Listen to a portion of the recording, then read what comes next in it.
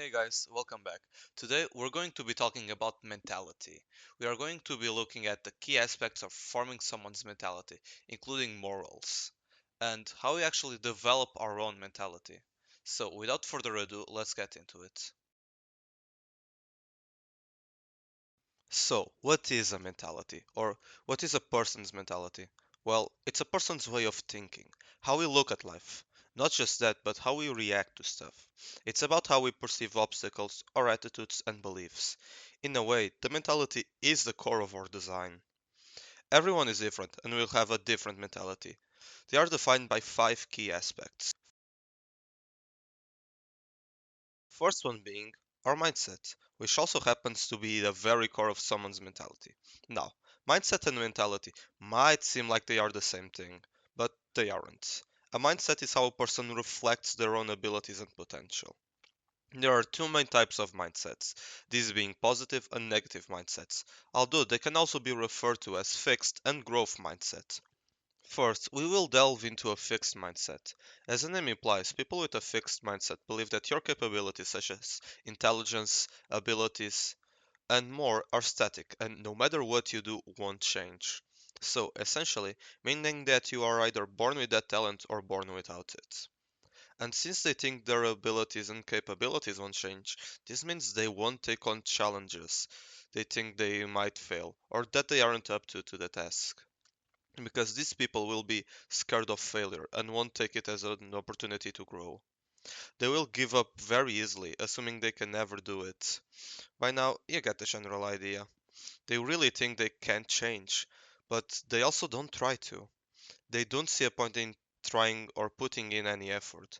And when they see other people succeed, they will take that as some sort of threat. They will be jealous or might assume a person just has natural talent or was lucky.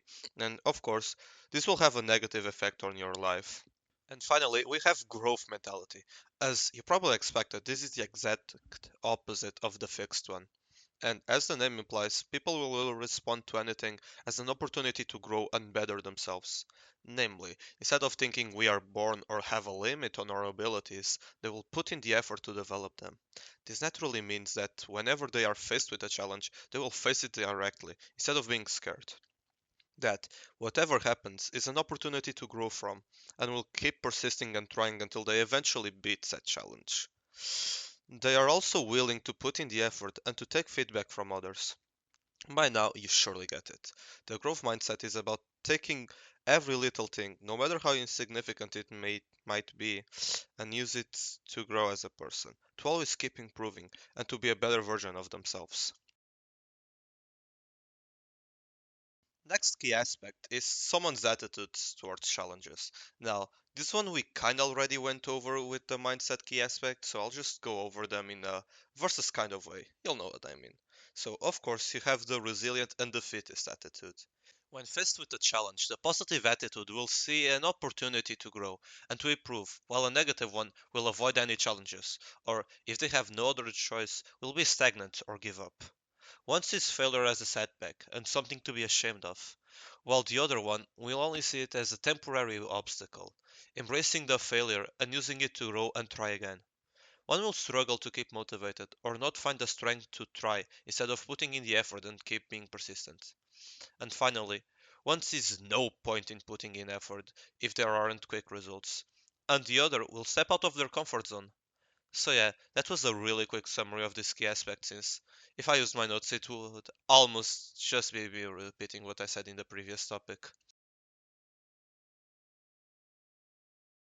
Now, for this one, we got collaborative and competitive, which define if someone is more willing to connect and live their lives as being someone collaborative or through being competitive. Unlike previous sections, both of these are good. We as humans are social creatures, meaning we will find success and fulfillment in teamwork. However, we also do the same when we are by ourselves, or when we are aiming to be number one. Both collaborative and competitive have their ups and downs, and we will go over them. First, we'll touch on the collaborative outlook, which not many people I know have, me included. Anyways, this focuses on the idea that teamwork leads to success, and with enough communication and effort, everything can be done in a way that can benefit everyone fairly and evenly. Naturally, These people tend to be good leaders and good teammates. They'll be open to other ideas, taking them into account and applying them in a way that can benefit everyone. They are willing to share and support. This is, of course, to benefit the group. By now, you get the idea. These people will cooperate and work with others in order to benefit globally. And while you are at it, people will view you as someone who is trustworthy and is able to be worked with. And for the opposite, we got the competitive outlook, mainly a result of ego and pride. And though this can be bad traits in this scenario, it's actually good. They think that life is a race and that you must get first place. Anyways, jokes aside, these people will measure their success compared to others. Of course, this needs to be balanced in order to actually be healthy.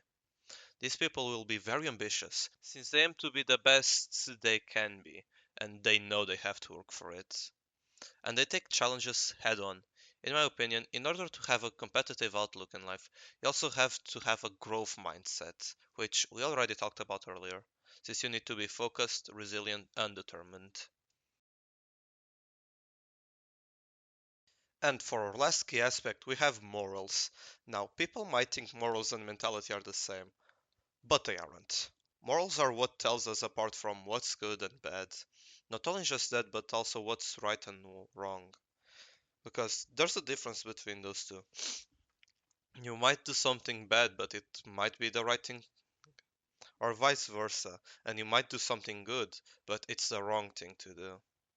But the reason why our morals are so important, it's because it ties in perfectly with mentality. But how are they any more connected than any of the other key aspects? Well, our mentality dictates how we see the world and take in information from it, and our morals tells us how to behave in it. Our morals develop alongside our mentality, and that's what we're going to be talking about next. So, how do we develop our mentality and morals? Simply put, they will be constantly developing throughout our lives. The first point of development will be our parents and our culture.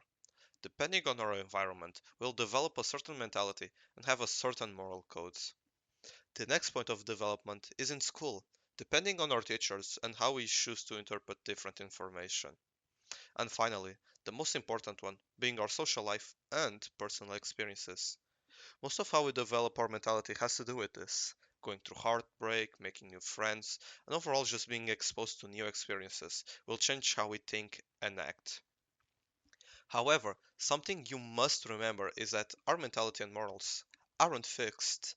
They will be constantly changing throughout our life.